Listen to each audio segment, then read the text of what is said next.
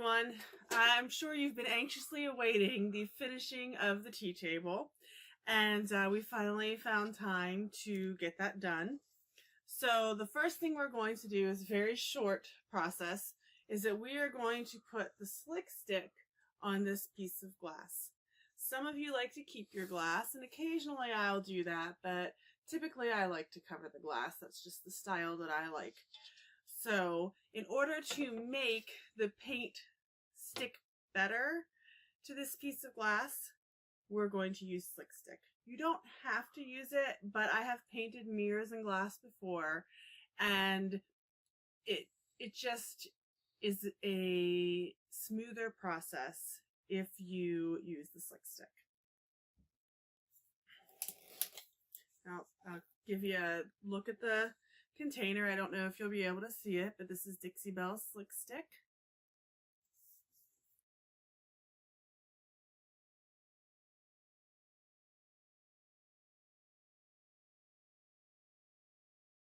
I am going to use a dollar store brush. Obviously it was only $1. Got it from Dollar Tree. And I prefer to use this because I have not yet mastered the process of cleaning this gluey substance out of my brush after I've used it. I'm sure there's a tutorial somewhere, I just haven't watched it yet. So whenever you have these cheapy brushes, and really any brushes in general, you want to just pull on the bristles before you use it, just to get out any loose bristles. And I'm just gonna dunk it in the slick stick, and I am going to paint my glass. And it doesn't matter if you get your fingerprints on it, which I just did, because you are going to paint right over that. You are going to cover your piece in the slick stick and then let it dry for 2 to 3 hours. Now, the directions that I read said after you let it dry for that 2 or 3 hours, you are supposed to add another coat and then let it dry overnight. I will tell you a secret. I have done several times whenever I only let it dry for the 2 or 3 hours, and it has worked just fine. And I only have done one coat. I'm impatient.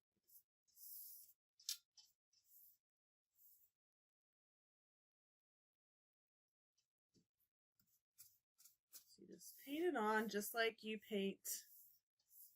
put your paint on. Although you don't have to worry quite as much about brush strokes because you're going to be covering it. However, you want to be somewhat conscious of it because the paint is going to be going over it, so you want it to look as smooth as you can.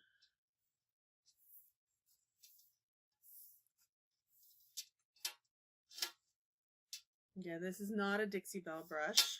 It's just a dollar store, Dollar Tree brush. And it seems that people are liking the Dixie Belle brushes. I've had a good number of them sell, and I'm out of them right now, so I need to order some more. So it's definitely worth giving the brushes a try. They really are great quality brushes.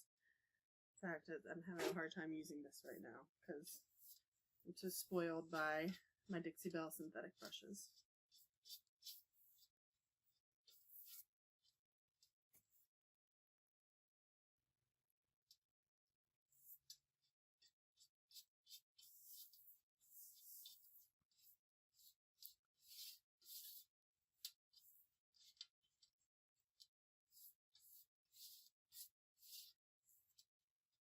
Okay, so I have covered that with a slick stick. That's how easy it was. It didn't take very long. And I'm going to let that dry for 2 to 3 hours. And then we are going to cover it with the mint julep. And I am going to maybe put some more glaze on there. And then I'm going to put a stencil on there. So I will be back when this is done.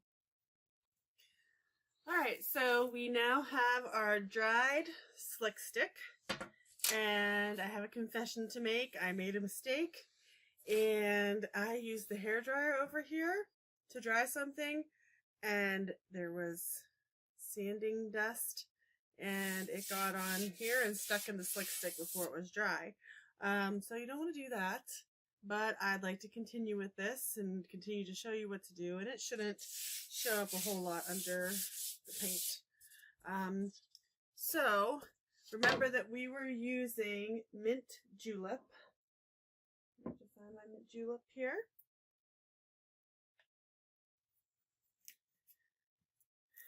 And we are just going to paint right over the slick stick.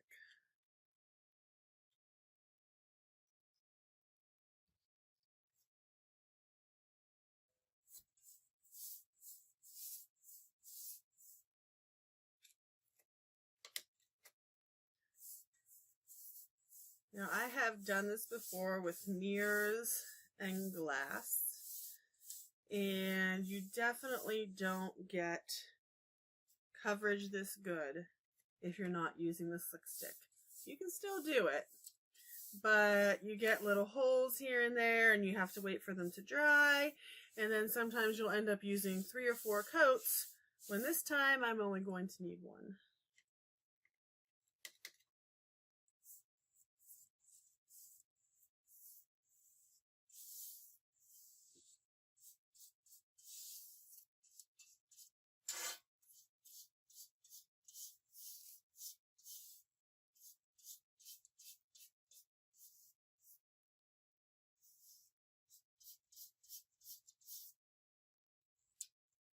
Thankfully, you can't see the bumpy stuff too well that I got in there.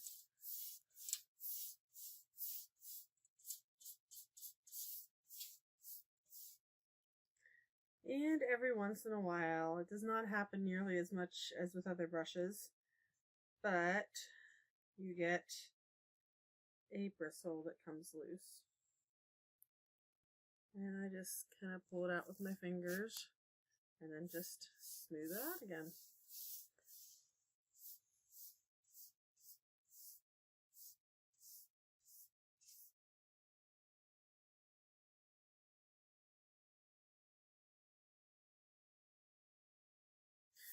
Now you might be able to see that I'm using the paint that's in my paint lid.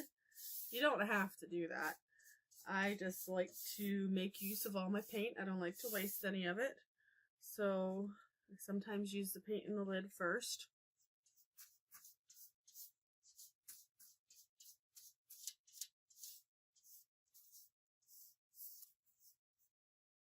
And I just am loving that you get this really smooth, solid paint job on here.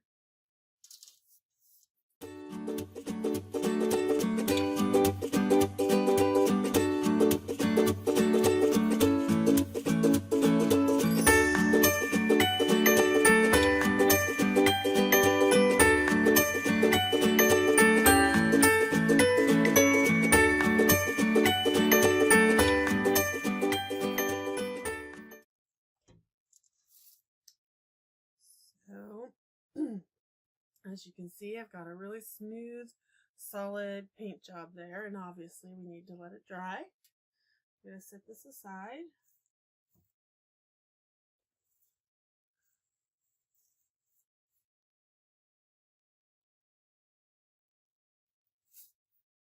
Alright, so you'll remember that we have this portion of it as well. The glass obviously fits inside here. And last time, when I used the No Pain Gel Stain on the top of the table, I did paint underneath. And I find with the No Pain Gel Stain, you get the best coverage when you paint underneath. So that's what I'm going to do with this. I used the mint julep and I just painted right underneath it. I also am not going to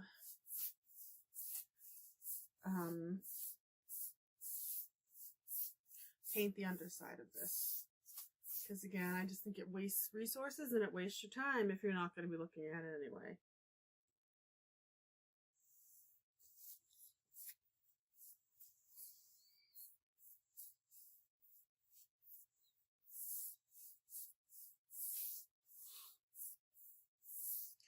this is looking like we're only going to need one coat. I am loving that. In the past, when I have used chalk paint, any other type I've used, I have almost always had to use 2 coats.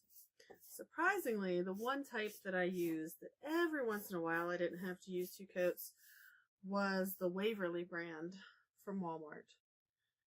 But every other chalk style of chalk paint that I have used,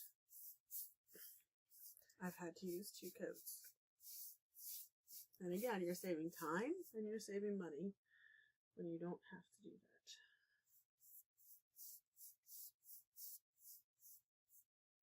A little chunky thing here. Just take it out, put it on the plastic, and smooth it out again. Another reason that I like these brushes is that it got me away from a bad habit that I had with painting, even though I still do it every once in a while. But so I would not have to wash my brushes and risk them being ruined even when you wash them. I would leave my brushes in the paint jar. And even though the paint often still is good, and sometimes I would a lot of times I would start putting saran wrap over it, and that would definitely help keep the quality of the paint. It would sometimes get a little chunky, and that's the chunk that I saw in my paint there. I had done this with this color. I had left a paintbrush in it, and the paint got a little chunky. They do say with Dixie Belle, and I've tried it and it works, if it gets a little bit too thick or chunky, you can just put a little bit of water in it and it mix it up and it'll get back to normal. But that's another great thing about, oh my goodness, I never lose this many bristles with the brushes. But that is the good thing about these brushes, is that they have stopped me from leaving brushes in my paint quite as much. Well, not nearly as much. Because I can trust that when I wash these brushes, they are going to get clean and they are not going to become stiff. Sometimes when I paint, I let it dry naturally, and sometimes I use a hair dryer. In this case, I'm going to use a hair dryer so that we can move on and I can show you the rest of the process. But I think you don't need to watch me do that. It's loud and not pleasant. Okay, so our glass is dry, the slick stick is dry, the paint on our glass is dry. And so in order to make it match the rest of the piece, we're going to add some more of the brown glaze. It's Van Dyke brown glaze. This is what I used the last time. Nope, it's not opening very easily. There we go.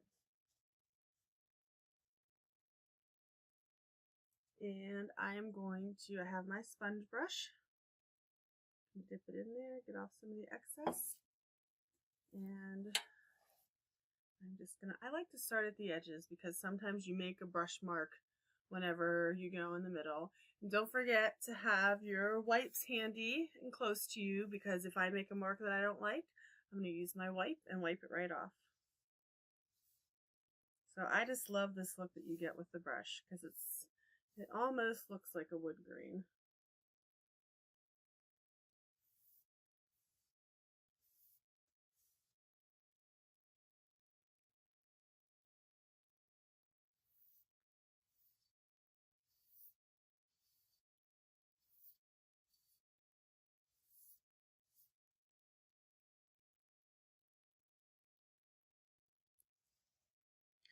Again, as I've mentioned before, this takes practice. This took me a little while to master how I wanted it to be. And again, this is something that I came up with. This is just the method I like and the look that I like. You may come up with something with glaze that you like best. You might find a creative way to apply it that you like the best.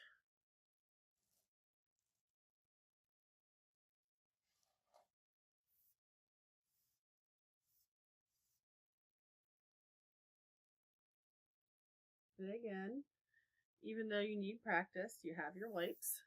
So if you mess up, you can use them.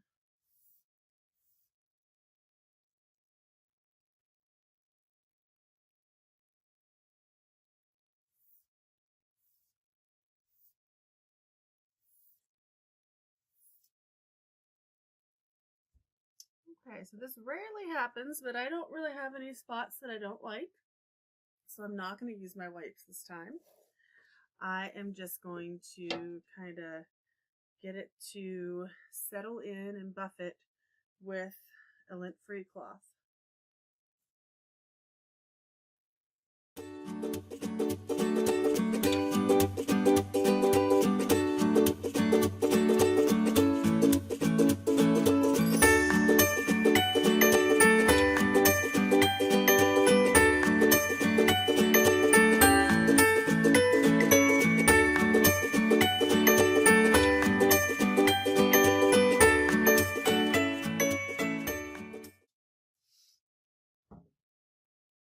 Okay, so I lied. After I buffed this, I'm looking at it and thinking, okay, there's some spots that I don't want to be quite as dark. So I am going to get my baby wipes out. Got some Cookie Monster wipes from the Dollar Tree this time. They don't have to be the best wipes. They can be the worst wipes because you're not putting them on an infant's skin. So you don't have to pay a ton of money for the wipes. And I'm just going to try to get that. See there? I just don't like how dark that is. Just lightening it up a little bit. And here as well. And now, here's something else that I like about the Slick Stick. Before, when I would do this, and I had just painted right on the glass or the mirror, I would have been in danger of rubbing this paint right off because it's on a smooth surface. And since I use the Slick Stick, that's not happening. So it also gives me more creative license with my piece. I can do more with it because I've used the Slick Stick.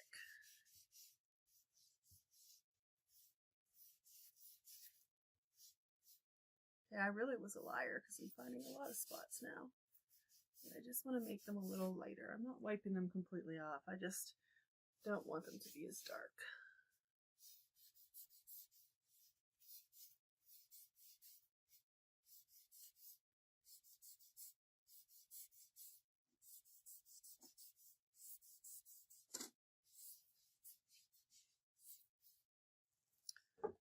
Okay, so now I see almost that I have a look that I want.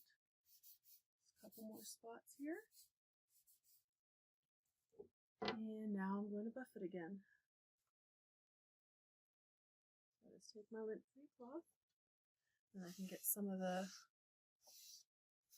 wetness from the wipe off of there too.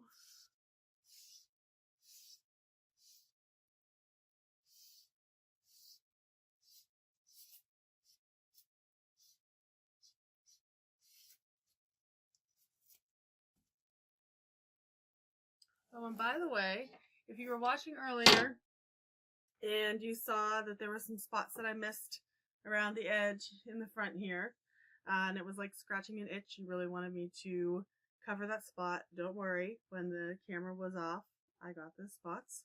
So those are all done. It's all painted. Alright, so now I can add my stencil.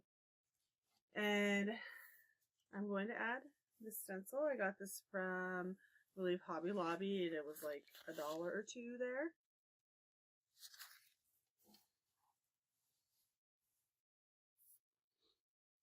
I'm going to try to center that. And this is another thing I'm kind of lazy with. It usually works out pretty well for me.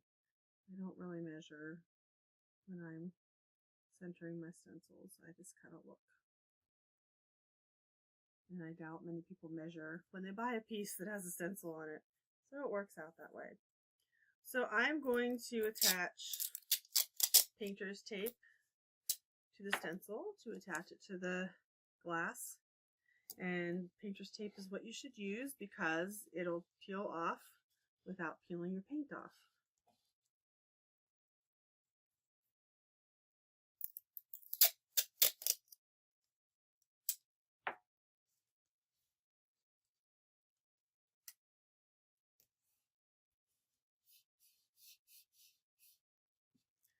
I have learned a method of stenciling that I really like, and I'm not sure how it's going to go with holding this up to show you, but I used to use a sponge brush, and this isn't sticking very well because my wipes are still wet, or it's still wet from the wipes.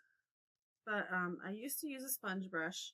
I used to think I had to do that. I was really afraid that the paint would run. And now I don't completely feel like I have to do that because I learned this method, and I feel kind of like I can use almost any brush for it. You can use a stencil brush. That probably, you know, heightens your chance of not having leakage. But I am just going to go ahead and use my Dixie Belle synthetic brush. I also probably prefer the Walmart brushes that I get to do the stenciling. They're not stencil brushes, but they're a little more solid and stiff. I just don't have any handy right now that have not gotten really stiff so much that they're unusable. And again, that's why I like these Dixie Belle brushes. I wanted, now the reason this isn't sticking, the painter's tape, is because, again, I was impatient and didn't let it dry from the wipes, but I want to get this done for you. So I had wanted to use Coffee Bean, which is a really, really dark brown, almost black, that Dixie Belle makes, but I realized I took all my Coffee Bean colors to the shop, Merchant Village. So I am going to try burlap. And the really nice thing about chalk mineral paint is that whenever you use it and you've sealed it, and then you look at it and you decide, I'd like to use a different color, you can still paint right over that sealer and do it all over again and have a new style that you prefer and you like. So if I decide I don't like this burlap, I can paint right over it. I also had considered using, because I have not sealed this yet, I considered using the No Pain Gel Stain, and I might still do that, but I wanted to show you my stenciling method, and I wouldn't have been able to do that with the No Pain Gel Stain. But I do have a friend, Lisa, who used this the other night at my painting party, and she used it on a stencil. She did a great job, and it looked gorgeous. So this is also an option for when you're stenciling. Okay, so let's use the burlap. This is kind of a tan color, light brown taupe. Alright, so when you are stenciling, you're going to take your brush and dunk it into your paint. You get that excess off there. Then you are going to take a cloth and you twirl the brush on the cloth a couple times. And the reason that you do this is because when you're stenciling, less is more. And you're going to look at that brush and you're going to think, I don't have enough paint on there.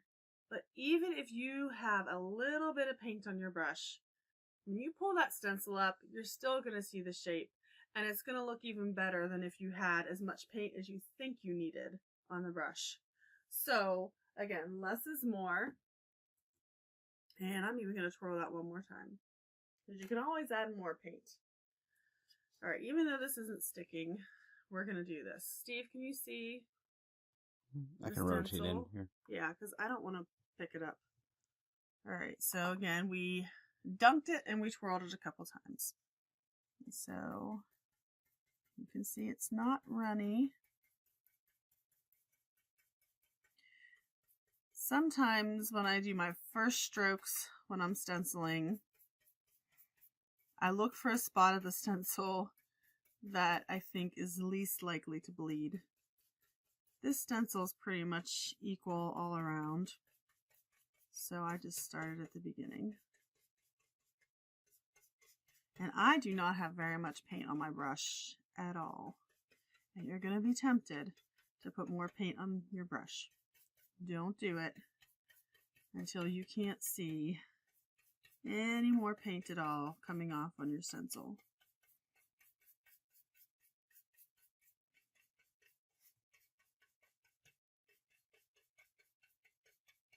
And you're going to feel like you're not going to be able to see that stencil when you pull it up. That is not true.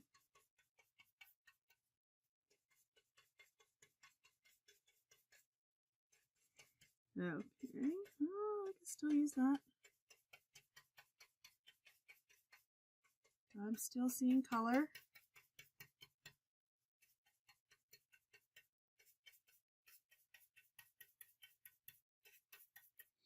Okay, we're maybe getting to the point where we should dunk again.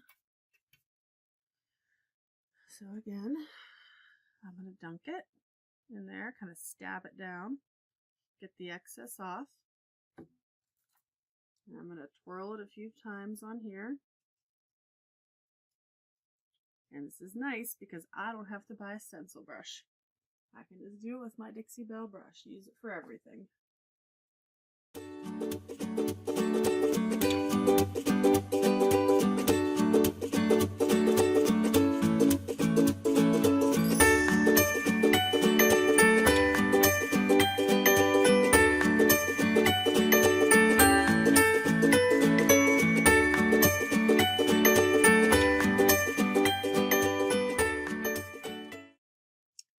Peel it off. Now it's time for the reveal.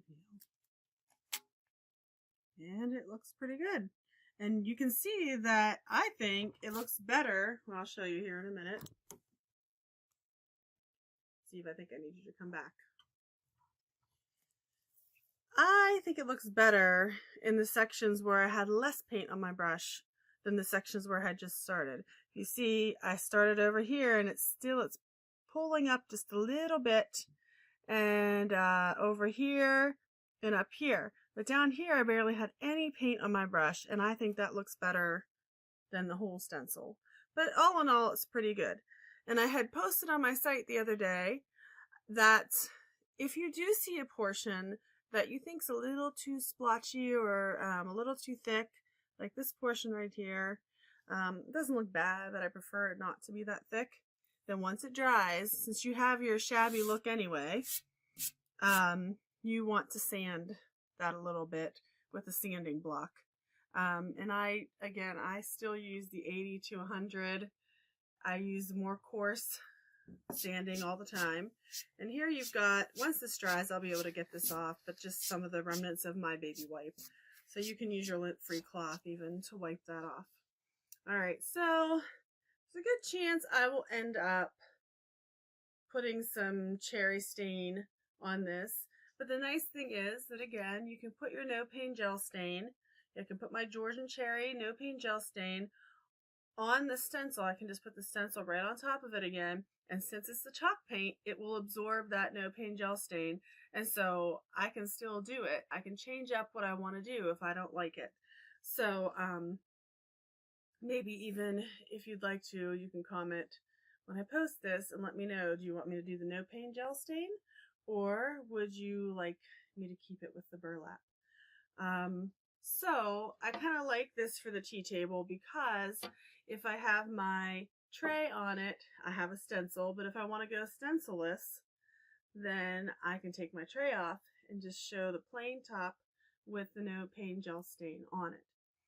So after I do this, after this dries, I'll probably sand it just a little bit just to get it to blend in with the glaze and the worn look. And then I will apply my gator hide over top of it. For this one, I may be able to use clear coat, but since I'm going to be picking it up and down a lot, I probably would stick with the gator hide. And then for this, I'm not putting the glaze on this because I am going to cover this with the no paint gel stain so we get that contrast. So this will be the same color as the top of the tea table that you saw in my previous video. And if you haven't seen the previous video, you can find it on YouTube on Lynda's Furniture Redemption. And you can also see other tutorials on Lynda's Furniture Redemption on Facebook or YouTube. And since this is still wet and I don't want you to have to watch me stain this because you've already seen it done in the previous video with the tea table that this goes on, I will post a picture of it when it's finished and you can look for that on Lynda's Furniture Redemption on Facebook. I also have a page on Instagram that I should probably use more, so I'll try to remember to post it on there as well. And again, if you have any questions, you're always welcome to contact me, and you can just stay tuned for the finished product. All right, thanks.